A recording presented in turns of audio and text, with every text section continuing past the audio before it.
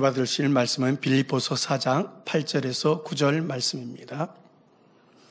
정말로 형제들아 무엇이든지 참되며 무엇이든지 경건하며 무엇이든지 옳으며 무엇이든지 정결하며 무엇이든지 사랑할 만하며 무엇이든지 칭찬할 만하며 무슨 덕이 있든지 무슨 기름이 있든지 이것들을 생각하라. 너희는 내게 배우고 받고 듣고 본 바를 행하라. 그리하면 평강의 하나님이 너희와 함께 계시리라. 아멘. 교역자의 회장이신 이미경 목사님께서 육체의 결여 10번째 말씀 증거해 주시겠습니다. 할렐루야. 행복한 수련회가 마쳐진 지 한 주간이 됐습니다. 우리 성도님들 그 수련회를 통한 은혜와 감동이 지금도 여전히 넘치시리라 믿습니다. 말씀을 증거해 주시고 은사 집회를 인도해 주시고 또 캠프파를 인도해 주신 당회자님께 감사드리고 온 마음을 다해서 사랑을 다해 주신 우리 당회자님께 감사드립니다. 또한 우리 자신들을 발견하고 버릴 수 있도록 늘 마음으로 사랑으로 또 도착 예배로 인도해 주신 또 원자님께도 감사드립니다. 이제 수요일의 시간 설교지만 잠시 또 수련회의 감동 많은 감동들이 있습니다. 찬양을 통해서도 많은 우리 성도님들이 표현하시기를 역대급이었다라고 이제 표현도 하시고 너무 행복하게 목자님과 함께했던 수련회도 또 행복했지만 또 이렇게 당회자님께서 또 이끌어 가시는 이 수련회를 통해서 우리 마음이 목자의 사랑이 마음 안에 더 가득 채워지고 그 은혜가 가득 채워져서 그런 것 같기도 하지만 더 행복했고 역대급이었다라는 표현들을 제가 좀 많이 듣기도 했습니다. 그래서 우리 성도님들이 참 행복하게 이 수련회를 준비해 주셨고 또 당회자님께서 날마다 또 철회에 나오셔서 함께 기도해 주신 그 음성과 그 소리를 들으면서 더 마음 다해서 수련회를 준비할 수 있었노라고 고백하시는 우리 성도님들의 고백을 들어볼 수 있었습니다. 제 간증은 아니고, 외부, 우리 지역자님 중에 외부 숙소를 쓰신 지역자님들이 계셨더라고요. 근데 이제 우리 지역자님 중에 간증을 올려주셨는데, 저한테 이제 간증을 올려주셨던 것 중에 하나가, 외부 숙소를 쓰다 보니까 외부 숙소에 그 펜션 이제 사장님 되시는 분이 이제 그런 말씀을 하시더랍니다. 1년, 2년, 지금 3년 차를 이제 쓰고 있는데, 만민교회 성도들이 오면 다르다고. 뭐가 다르냐면, 일단은 표정이 다르다고 말씀을 하셨답니다. 외부에서 많은 분들이 휴가차 이렇게 오셔서 펜션을 쓰고 하시기도 하실 테지만, 만민교회 성도들은 뭐가 그렇게 행복하고 좋은지 얼굴이 환하고 또 행복해 보인다고. 외부에서 휴가를 나왔으면 행복하게 휴가를 왔을 텐데도 불구하고 항상 외부 사람들은 얼굴이 찌푸려 있고 또 짜증 섞인 얼굴들이 이렇게 가득한데 만민교회 성도들은 행복한 얼굴들이라고 하면서 이렇게 그런 간증, 그런 고백을 해주신 것들을 볼 수 있었고, 또 한 가지는, 만민교회가 와서 수련회만 하면 날씨가 너무 시원하다고, 덥지 않다고, 그 전주만이라도 바로 주 전만 하더라도 너무나 더웠는데, 이렇게 만민교회에서 오고 나서 수련회를 하면 이렇게 시원하다고. 근데 이게 이제 1년차, 2년차, 3년차 되다 보니까 이제 외부의 이제 사장님들도 그렇고 그분들이 직접 간증하시는 것을 동영상으로 찍어서 저한테 보내주셨더라고요. 그래서 참 감사하다. 우리가 목자를 통하여서 배운 말씀들, 또 오늘 이제 육체기로 마지막 시간이지만 이 시간들 말씀 하나하나를 우리 마음에 새겼고 또 어찌됐든 변화되고자 애썼던 우리의 모습들이 이제 그리스도의 향으로 빛을 발하는, 그래서 만민교회를 달리 봤다고 이제 그 말씀을 하셨다고 그래가지고 우리 만민교회를 제대로 잘 더 아시면 사랑에 빠지실 텐데 라는 생각도 해보게 했습니다. 늘 이렇게 우리 성도님들도 어디 가서 또 그리스도의 빛을 발해주시고 또 그리스도의 향을 발해주셔서 감사드리고, 우리가 때마다 수련회든 또 은사 집회든 각종 행사들을 이루는 가장 큰 이유는 우리의 마음의 변화와 생명입니다. 아버지 하나님의 그 변함없으신 그 사랑, 또 우리를 좋은 천국 예루살렘으로 이끄시고자 하는 아버지의 마음과 사랑을 더욱 깨달으셔서 더 변화될 수 있는 우리의 모습들이 되어지시면 좋을 것 같습니다. 네, 이 시간에는 육체의 결여 마지막 시간으로 전체적인 내용을 정리하여 말씀드리도록 하겠습니다.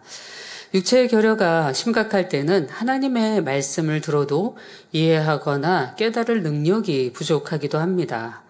머리로는 이해하고 깨달았다 해도 실행할 능력이 부족한 경우도 있지요. 영으로 들어가려고 노력하지만 신앙의 발전이 더딘 이유도 육체의 결여로 인한 경우가 많이 있습니다.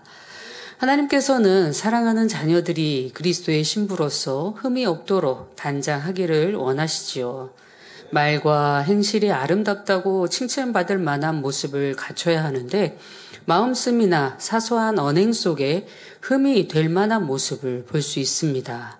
지식이나 경험의 부족으로 인해 주의 교양이 갖춰지지 않은 경우도 있지요. 이를 다른 말로 표현하여 영혼유 교육에서 설명한 육체의 결여입니다. 육체의 결여란 사람이 성장하면서 거쳐야 할 과정을 제대로 거치지 못함으로 인해 보편적으로 갖춰야 할 능력이 부족한 상태를 통틀어 일컫습니다. 사람은 태어나서 유아기, 아동기, 청소년기 등을 거치면서 그 각각의 나이대에서 보편적으로 겪으면서 체득해 가는 과정이 있지요. 이 과정을 정상적으로 거치지 못하면 지적인 능력, 행동 능력이 결여되거나 정서적으로 다른 사람들과 많이 동떨어진 감정 상태를 느끼기도 합니다. 쉬운 예를 들어 많은 사람들이 감동을 받아 눈물을 흘리는 장면을 보아도 전혀 감동이 없고 눈물이 나지 않습니다. 남들 같으면 수치감이나 죄의식을 느낄 일을 하고도 그런 느낌이 별로 없는 경우도 있지요. 주변 상황을 고려하지 못하여 심하게 눈치가 없다는 말을 듣거나 상대의 생각이나 감정에 공감하지 못하므로 의사소통이 잘 안 된다는 말을 듣기도 하지요. 모든 상황 속에서 자기 위주로만 생각하여 다른 사람의 느낌이나 생각은 어떨지 거의 인식하지 못하는 경우도 있습니다. 특히 단체 생활을 할 때나 정해진 규칙에 따라야 할 때 남들은 대체로 잘 적응하는 상황에도 유달리 적응하지 못하는 경우도 있습니다.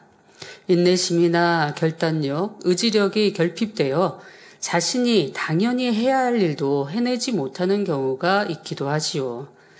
물론 이런 사례들마다 여러 가지 원인이 있겠지만 중요한 원인 중에 하나가 성장하면서 마땅히 거쳐야 하는 체험 과정을 제대로 거치지 못한 데 있습니다.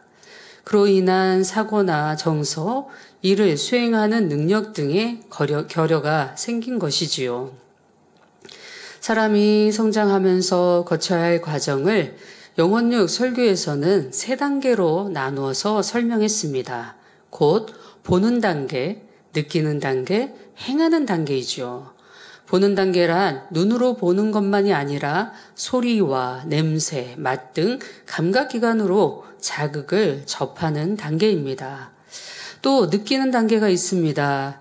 이 단계에서는 보고 듣고 체험한 것에 대해 나름대로 느낌을 갖게 되고 그 체험과 느낌을 기억 속에 담습니다.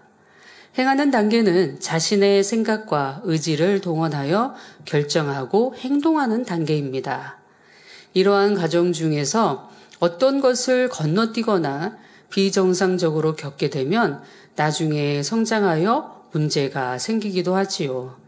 이것이 바로 육체의 결여입니다.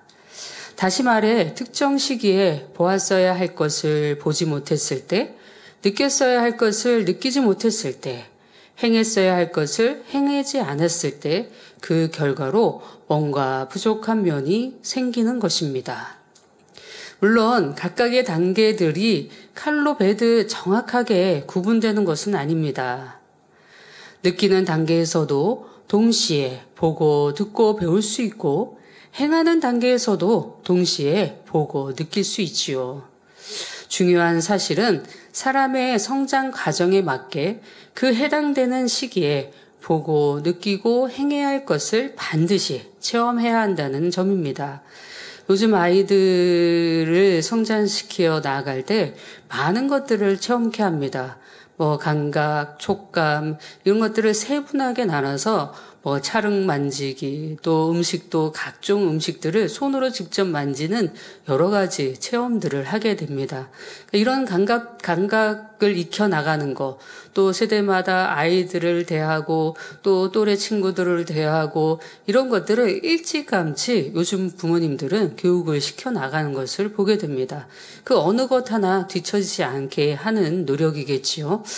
아이들이 어느 나이 때에는 또래 친구들과 어울려 같이 놀면서 여러 가지 상황을 보고 듣고 체험해야 합니다. 그러면서 자기중심적인 사고에서 벗어나 다른 사람들의 감정이나 입장을 이해하고 주변 사람들과 의사소통하는 법을 익힙니다.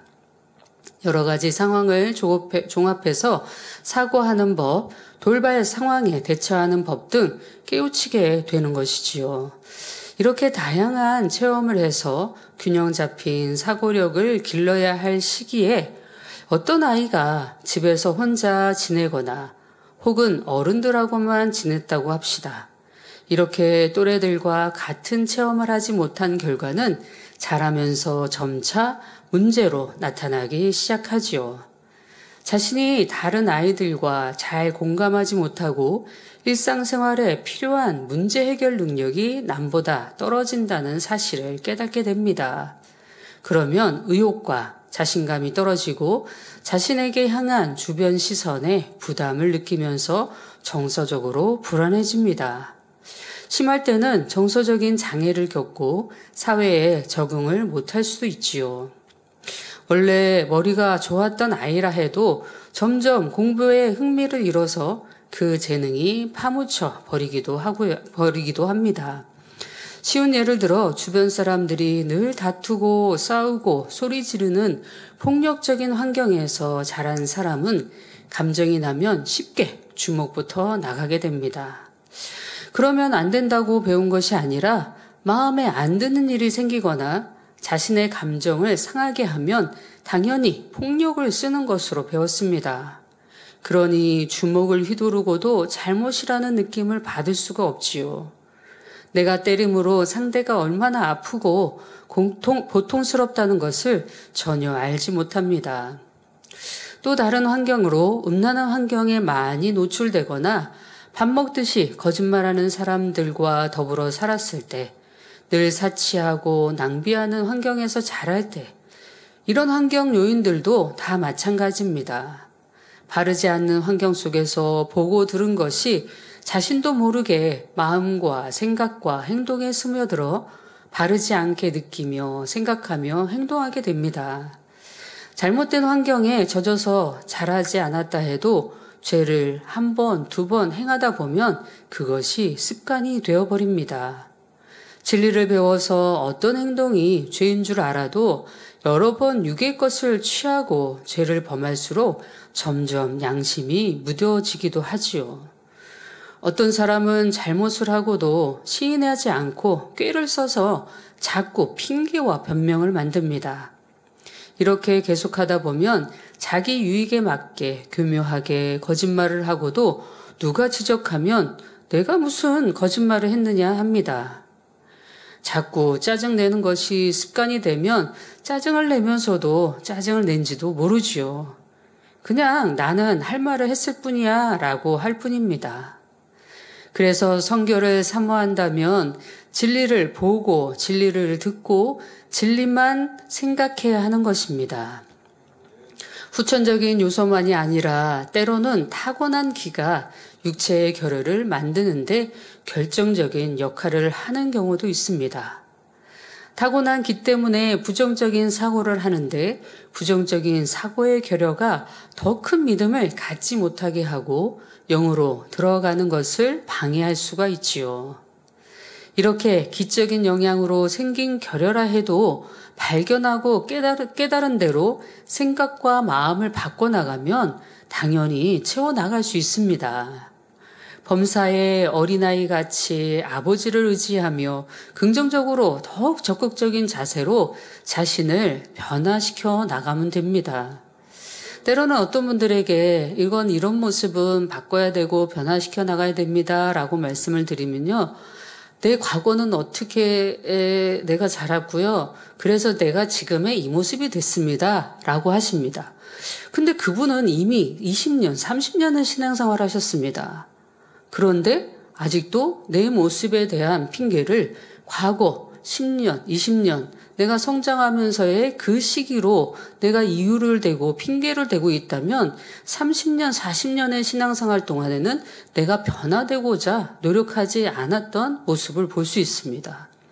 어떤 분이 이제 주변에도 사투리를 쓰시는 분이 있어요. 그래서 단에서 기도하고 또 여러 가지 이렇게 주종으로서 하려면 사투리를 이제 그냥 표준어로 바꿔야 되지 않겠습니까? 라고 이제 말씀을 드렸어요.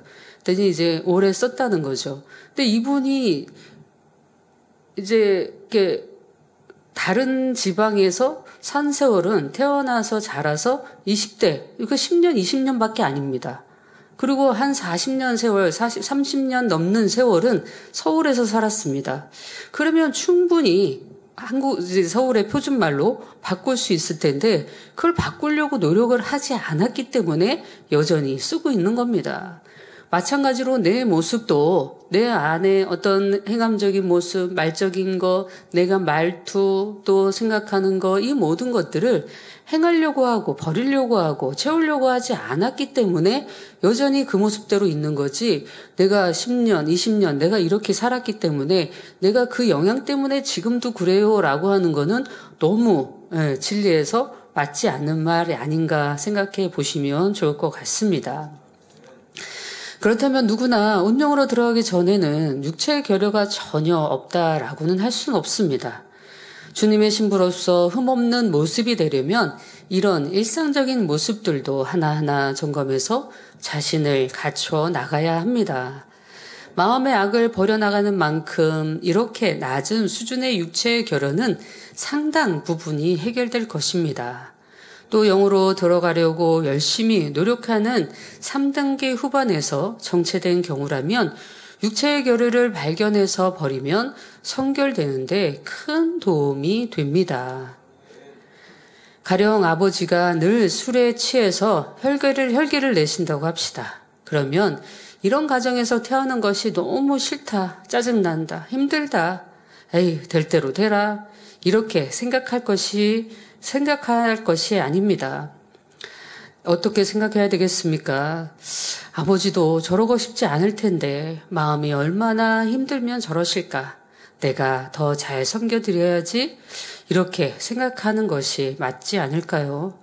우리에게는 사랑의 하나님이 있고 옳은 길을 제시해주는 진리의 말씀이 있습니다.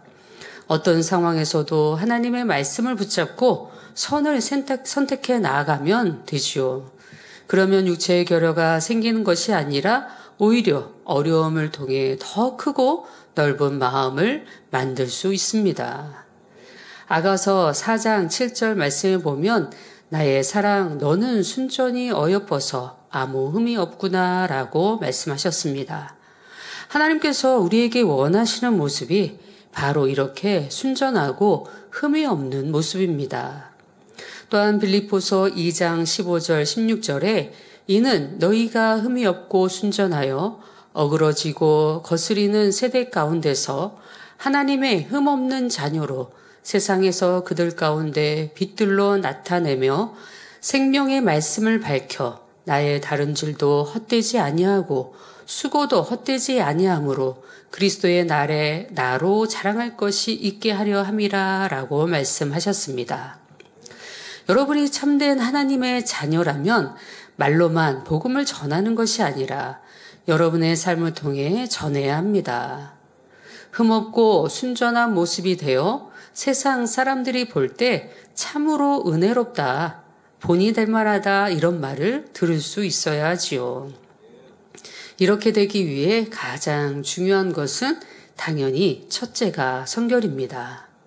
성결되려면 큰 죄악의 뿌리는 물론 사소한 흠과 점도 없어야 하지요. 물론 아까도 예를 들어 드린 대로 그게 사투리를 쓰는 게 죄나 악이나 이런 게 아닙니다. 마찬가지로 내가 밥을 먹다가 흘리고 먹는다. 이거는 죄나 악이나 이런 모습이라고는 할 수는 없지요.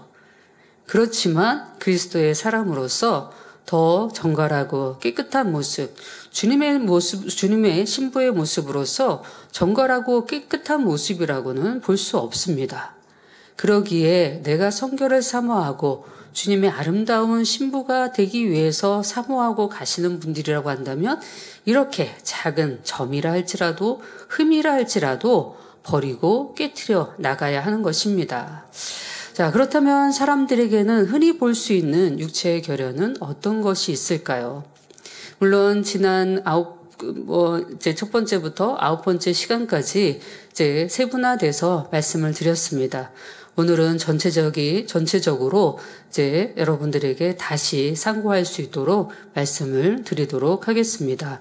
정서와 사고에 있어서의 결여, 대화하는 법의 결여, 태도와 행동 방식의 결여 등 여러 분야에서 발견할 수 있습니다. 지난 시간들을 통해 설명한 내용과 겹치는 것도 조금씩 있지만 구체적으로 하나씩 살펴보겠습니다. 먼저 여러분들의 대화 방법을 점검해 보시길 바랍니다. 어떤 사람은 지나치게 큰 소리와 흥분한 어조로 말합니다. 옆에서 들으면 싸우거나 혈기 내는 것 같은데 정작 본인은 느끼지 못하지요. 남을 가르치는 말투나 책망하는 말투가 습관이 된 사람도 있습니다. 주로 교사나 강사 등 가르치는 직업을 가진 분들 중에 이런 경우가 많지요. 어린아이들을 대하며 가르치다 보니 동료나 윗사람을 대할 때도 가르치는 듯한 말투와 아랫사람에게 지시하는 듯한 태도가 몸에 배어서 나타납니다. 얼굴에 미소를 거의 띠지 않고 무뚝뚝한 표정으로 말하는 사람도 있습니다. 일부러 상대에게 차갑게 대하려는 것도 아니고 기분이 나쁜 것도 아닌데 상대를 불편하게 하는 표정과 태도가 몸에 배어 있는 것입니다. 이런 경우는 자신도 잘 모를 수가 있습니다. 내가 그런 투로 말하는 게 아닌데, 내가 기분 나쁜 투로 말한 게 아닌데 상대가 들었을 때는 저 사람 기분 나쁜가? 라고 생각하게끔 하는 그런 모습들도 있을 수 있습니다. 이것은 그냥 몸에 밴 거죠. 스스로가 어떻게 말하는지, 표현하는지, 어떤 모습으로 내가 얘기하고 있는지, 짜증 섞인 표정으로 하고 있는지 말하다가 보면 어떤 분들에게는 동영상을 좀 찍고 싶습니다 라고 말씀드릴 때들도 있어요. 왜냐하면 인상을 확 찌푸리고 이제 말씀을 하십니다. 어떤 거는 좋은 건데 너무 좋아요 하는데 인상을 찌푸려요. 그래서 아니 너무 좋은데 왜 인상을 찌푸리세요? 그랬더니 제가 그랬어요? 스스로도 모릅니다. 몸에 배어서 나왔기 때문에 그동안 성장하면서 자라면서 또 많은 사람들을 대하면서 또 상대가 가족이나 또 누군가가 얘기해주고 이런 표정은 좀 더 이쁘게 하면 어떨까요? 얘기해주면 혹여 고쳤을 수도 있을 텐데 이제 그런 가족 간에나 친구 간에 그런 상황들이 안 생겼기 때문에 아마 안 고치셨을까는 모르겠지만 그런 경우들이 있습니다. 어떤 경우는 아이들을 보다 보면 아이가 인상을 확 찌푸려요. 근데 저 아이는 무슨 인상을 저렇게 찌푸릴까라고 보면은 부모님이 그렇게 인상을 찌푸리고 계시더라고요. 그러니까는 아이가 부모님의 대화하는 거, 표정 짓는 걸 보면서 같이 그런 표정으로 찌푸리다 보니까 아이도 이제 그렇게 되는 경우들을 혹가다 이제 보게 됩니다. 이렇게 몸에 배어서 나와져 있는 것들을 자신도 모르는데 그렇다면 내 주변 사람들에게 내가 이런 모습이 있다면 얘기해 주시면 내가 고쳐 나갈게요 라고 하면 얼마나 좋겠습니까? 우리 부모님들이 자녀를 사랑하니까 아무래도 잔소리를 조금, 이렇게, 제 표현으로 잔소리지만 아무래도 자녀가 이제 여러 소리를 이제 하게 됩니다. 그러면 그 얘기를 듣고 또 부모님은 자녀가 부모님께 하는, 왜 엄마는 짜증 섞인 소리로 하세요? 그러면, 그랬어? 내가 그럼 더 부드럽게 할게. 이렇게 해야 되는데, 난 안 그랬어. 이제 또 톤이 또 올라갑니다. 네, 스스로도 몸에 배어서 잘 모르는 경우들이 있습니다. 그러나 누가 얘기하면 그 상대의 생각이 판단이든 아니든 일단은 인정하고 봅시다. 누가 얘기하면, 목사님 대화하는데 조금 목소리가 좀, 이렇게, 뭐라고 표현해야 될까요? 네.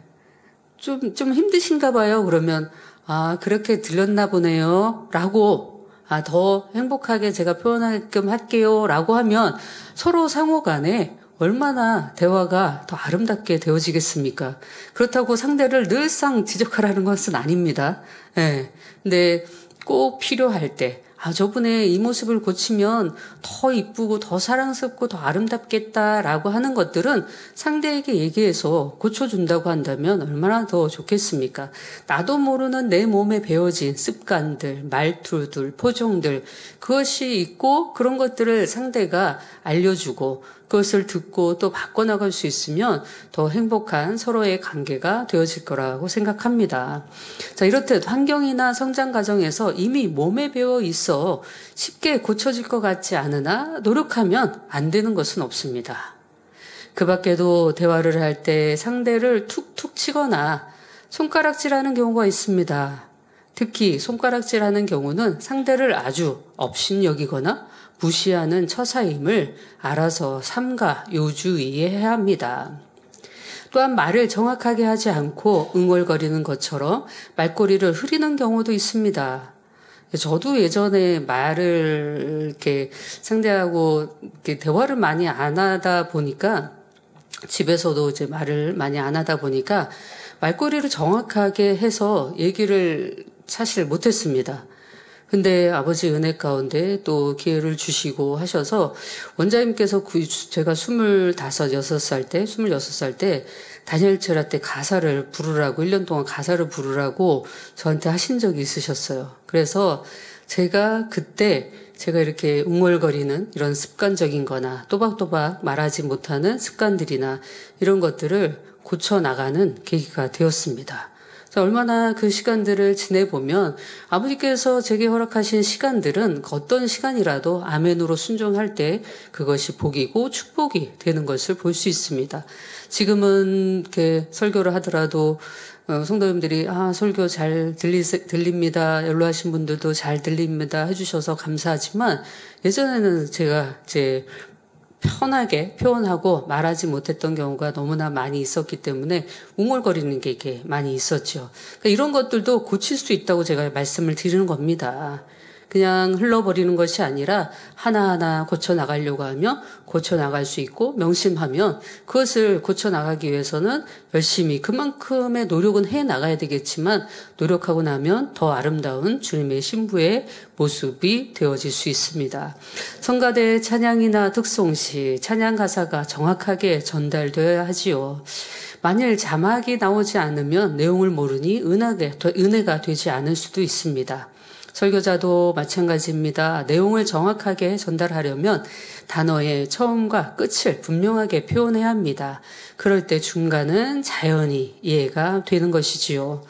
너무나 빠른 속도나 귀찮은 듯이 부정확한 발음으로 말하는 경우, 대화하면서 상대를 바로 보지 않고 주변을 산만하게 둘러보는 경우, 상대가 관심 없는 이야기를 자기 혼자만 계속하면서 남들을 지루하게 만드는 경우도 있습니다.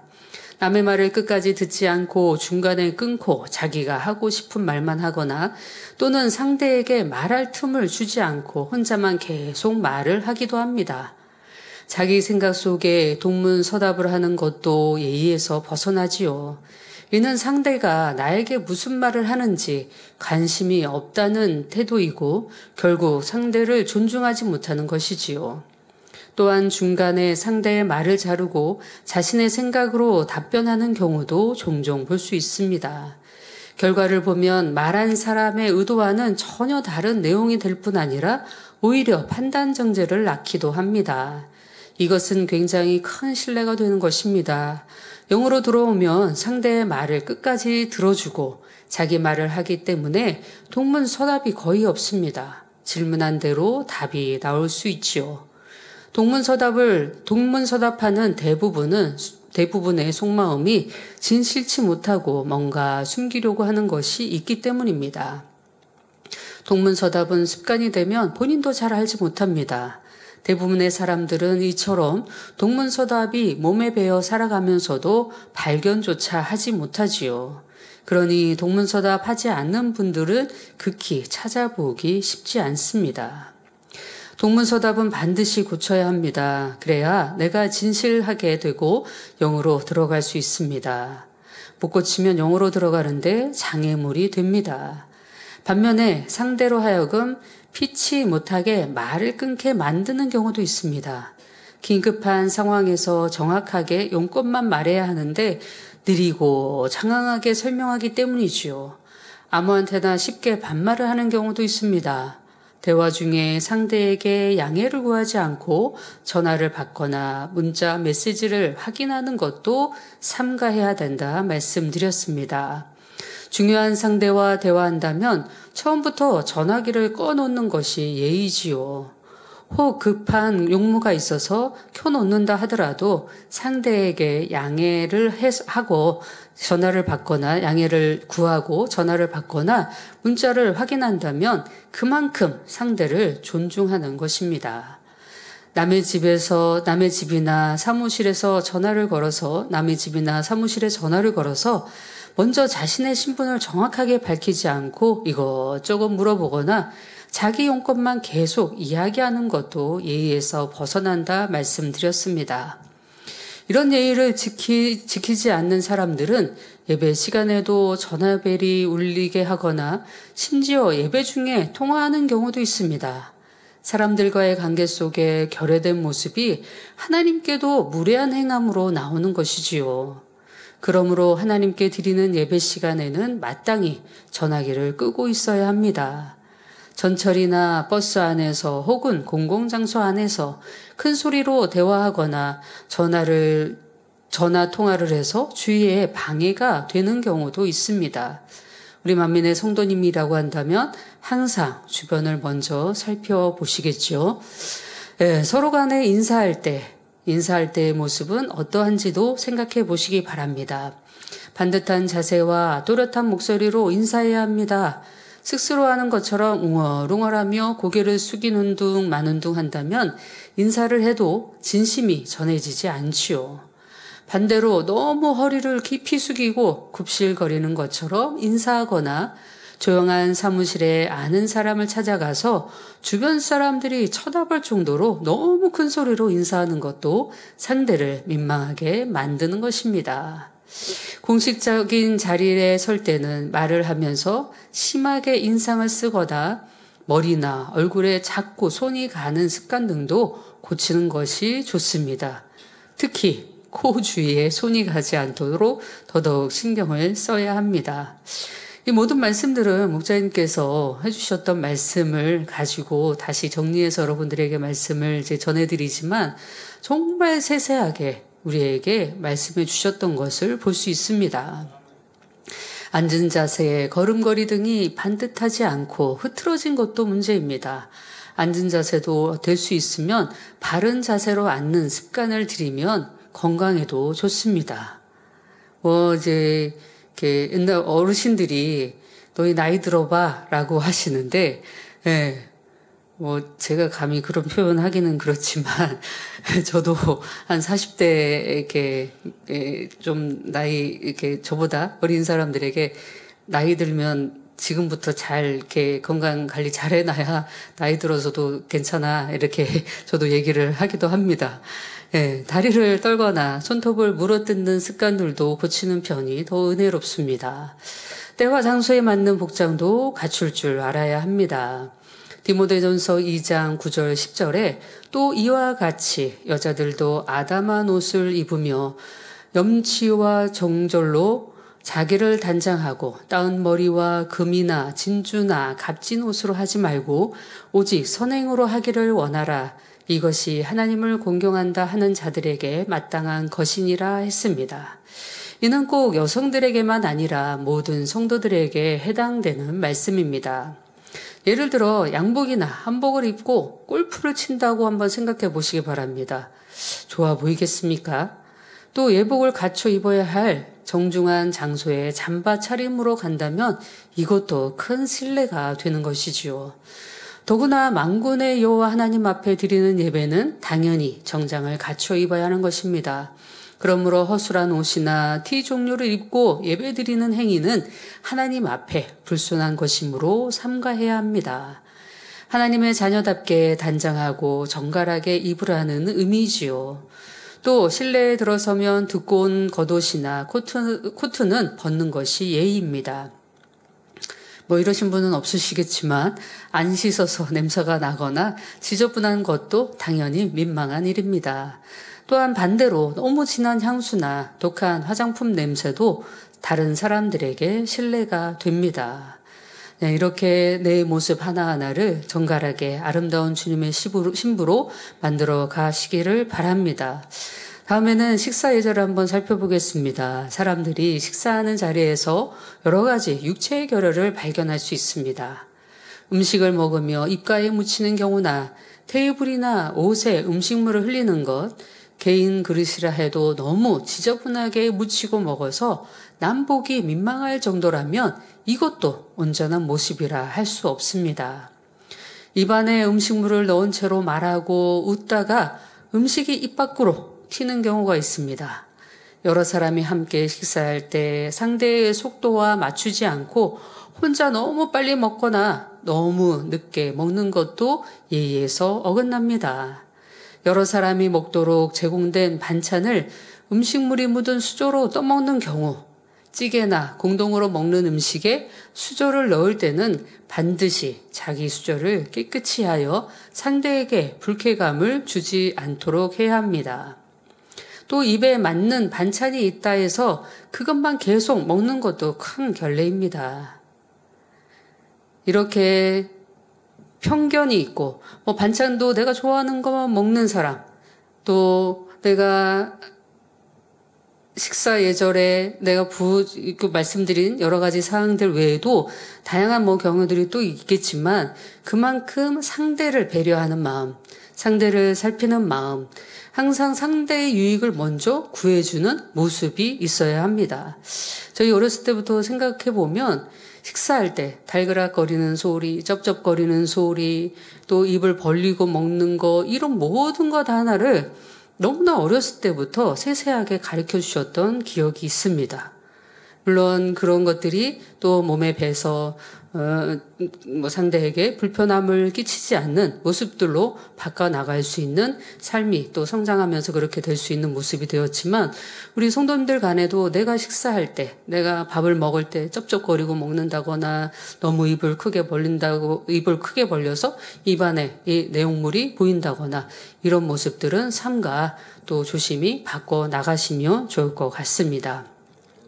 이렇게 하나하나 육체의 결여들을 발견하고 버려나가는 이런 모습이 되어질 때 하나님 앞에서도 온전한 모습으로 바꿔나갈 수 있습니다. 우리가 하나님 앞에 예배할 때 사도신경으로부터 시작해서 축도나 주기도문까지 전체를 존귀하신 하나님께 드리는 것입니다. 하나님이 지켜보는데 예배에 지각하는 경우가 없어야 하지요. 학교나 직장에서도 지각을 한다면 그 사람은 다른 사람으로 하여금 신용을 저버리게 할 것입니다. 하물며 만군의 여호와 하나님 앞에 드리는 예배는 얼마나 더 마음을 써야 하겠는지요. 예배 시간에 졸거나 잡념에 빠지는 경우 몸은 성전에 와 있어도 졸거나 머릿속에 온갖 잡념으로 가득하다면 하나님 앞에 큰 결례가 되는 것입니다. 어떤 존귀한 사람의 만남보다 더욱 하나님을 경외하며 예배를 귀히 여기시기를 부탁드립니다. 사랑하는 성도 여러분, 육체의 결연은 사소하게 넘길 일이 아닙니다. 하나하나 짚어서 밝히 알고 고쳐 나가야 하지요. 그럴 때 참으로 하나님 보시기에 아름답고 사람 보기에도 존경받는 사람이 될 수 있습니다.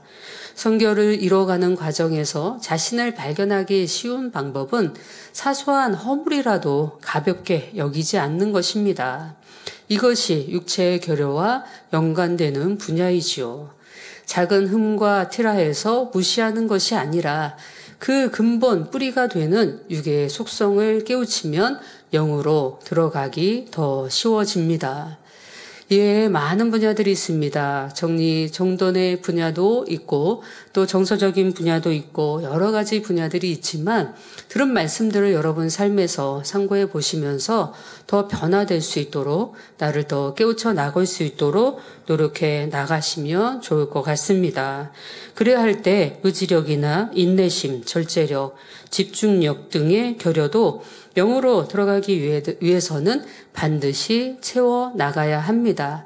이 모든 것들을 여러분들이 행해 나간다고 한다면 더 그리스도의 아름다운 사람이 되어질 것입니다. 결론을 말씀드립니다. 지금까지는 육체의 결여에 대한 구체적인 예들을 열거해 보았습니다. 그러면 육체의 결여를 어떻게 해결할 수 있을까요? 사실 육체의 결여 중에는 아무리 진리를 들어도 자신의 모습을 잘 깨우치지 못하는 것도 많고 발견해서 변화되려고 해도 금세 바뀌지 않는 것도 많습니다. 그러나 성령이 도우시면 어려울 것이 없습니다. 성령의 능력을 구하며 간절히 기도해 나가시기를 바랍니다. 먼저 무엇이 결여되었는지 하나님의 말씀을 들으면서도 내 부족함을 깨닫지 못한 것, 명심하지 못한 것, 행하지 못한 것이 무엇인지 알려주라고 중심으로 기도해 나가야 합니다. 그렇게 기도해 나가면 성령의 역사 속에 마치 거울에 비친 듯이 자신의 모습을 볼 수 있습니다. 하나하나 그냥 넘겨 흘러버릴 것이 아닙니다. 내 안에 진리로 깨우쳐 나갈 것, 변화되어져 나갈 것, 우리가 영을 사모한다면 또 온영을 사모한다면 하나님은 우리에게 흠과 점과 티도 없는 모습을 원하십니다. 그리스도의 사람으로서 상대의 유익을 구하는 사람이 되길 원하십니다. 예전에 그런 일이 있었습니다. 한 공간에 이제 사택이 대방동에 있을 때, 이제 누군가 이제 가족 중에 이제 한 화장실을 이제 같이 목사님과 이제 원로 목사님과 이제 쓸 때였습니다. 누군가가 이제 코피를 흘리고 뒷정리를 잘 안 하고 나온 상황이었습니다. 이제 그 다음에 이제 원로 목사님께서 이제 화장실을 이제 사용하실 상황이 됐는데 화장실을 사용하시고 나오시더니 이제 누가 코피를 쏟았냐고 물으시더라고요. 그래서 이제 코피 쏟은 사람이 이렇게 말씀을 드렸습니다. 그랬더니 이제 말씀하시는 내용이 뭐라고 말씀하시냐면 이거를 깨끗하게 정리하고 나와야지 다음 가족이 코피 쏟는 거 보면 그 코피 쏟은 이 상황들을 볼 때 얼마나 마음이 아프겠냐고. 상대를 위하는 마음은 아픈 것조차도 내가 아프지만 아픈 거를 내가 아픈다는 것을 또 뭐 알려주는 것보다도 상대를 위해서 상대의 마음을 위해서 내 아픈 것도 감출 수 있어야 된다라는 그것이 영적인 사랑이다라고 하는 말씀을 들어본 적이 있었습니다. 이렇게 하나하나 상대를 위한 삶, 그러니까 이 진리의 말씀을 영적인 진리의 말씀을 깊이 알지 않으셨음에도 불구하고 원로 목사님의 모든 삶 안에서 어렸을 때부터 성장하면서 그렇게 잘 스스로 만들으셨던 것 같습니다. 상대에게 신뢰를 범하지 않고 질서를 지키고 예의를 지키고 약속을 지키고 스스로의 삶 속에서 그것들을 자신과의 약속도 잘 지켜나가셨지만 상대에게 신뢰를 범하지 않는 모습들로 잘 만들어서 성장을 하셨습니다. 그리고 그거를 우리에게 알려주셨고 이 육체의 결여에 대한 말씀을 통해서 한 시간 이 말씀을 통해서 우리 자신들이 더 주님의 아름다운 신부가 되도록 우리에게 설명해 주시고 알려주셨습니다. 그렇다면 이 귀한 말씀들을 그냥 한 귀로 듣고 흘러버릴 것이 아니라 내 모습 속에 무엇이 부족한지 발견해서 버려 나가야 합니다. 내가 성령의 음성을 듣고 내가 불같이 기도해 나갈 때 하나님께서는 나 자신을 바꿔나갈 수 있도록 나를 발견케 하시고 변화시켜 나가게 해주십니다. 내 모습을 위해서 기도해 나갈 때 내 모습이 영상처럼 내가 어떻게 내 모습을 또 내가 말을 어떻게 했지? 내가 상대에게 어떤 말투로 말을 했지? 어떤 표정으로 말을 했지? 내가 기도할 때 하나님께 구하고 기도해 나갈 때 하나님께서 영상처럼 보게 하십니다. 이렇게 보게 해주신 것들을 발견하고 또 깨우쳐 나가고 상대에게 더 유익이 되는 모습으로 내가 변화돼 나가야 할 것입니다. 그렇게 기도해 나가면서 성령의 역사 속에 마치 거울에 비친 듯이 자신의 모습을 볼 수 있도록 해 나가야 하지요.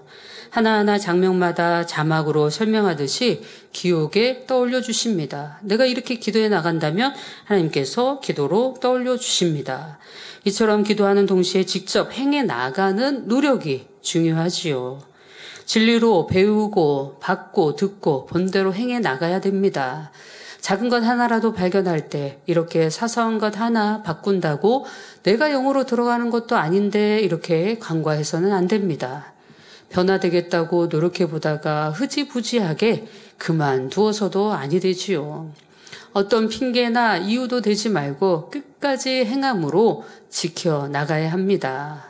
전에도 예를 들어 들었지만 주변 정리를 또 정리정돈을 못하던 사람이 이제는 변화되려고 한다고 합시다.